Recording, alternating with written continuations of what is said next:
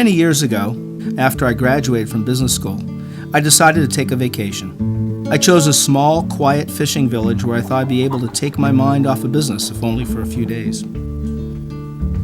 Walking along the beach just before sunset, I saw a small fishing boat coming to shore. Inside the boat were a lone fisherman and several beautiful yellowfin tuna. "How long did it take you to catch those fish?" I asked. "Only a couple of hours," he replied. "Why don't you stay out a bit longer and catch more?" I asked, certain that there must be a demand for more fish than the few I saw in the boat. The fisherman smiled. "I catch enough to support my family, and I live a full and busy life. I rise with the sun, fish a little, play with my daughters, have lunch with my family, and then teach children how to fish before I stroll into the village each evening, where I sip wine and play guitar with my wife and friends."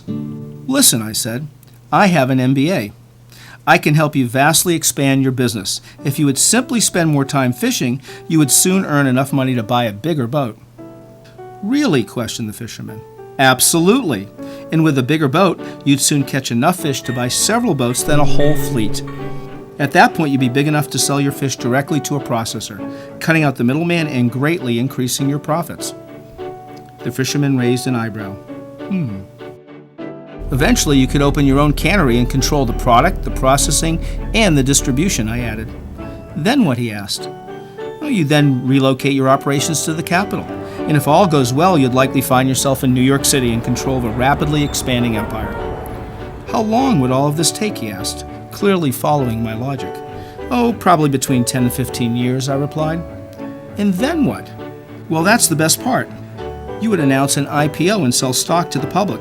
At that point, my friend, you would be very, very rich, a millionaire many times over." The fisherman paused. "Really? A millionaire? Then what?" "What do you mean?" I answered, a bit surprised. "I mean, what would I do if I were a millionaire?" "What kind of question is that? Whatever you like, of course.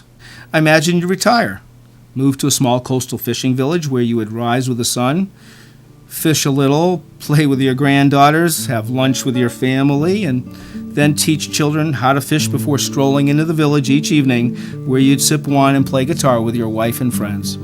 The fisherman smiled, and without saying another word, began to build a small fire. We shared a taste of the delicious fish and watched the sun go down over the ocean as the sound of guitars rose from the village nearby.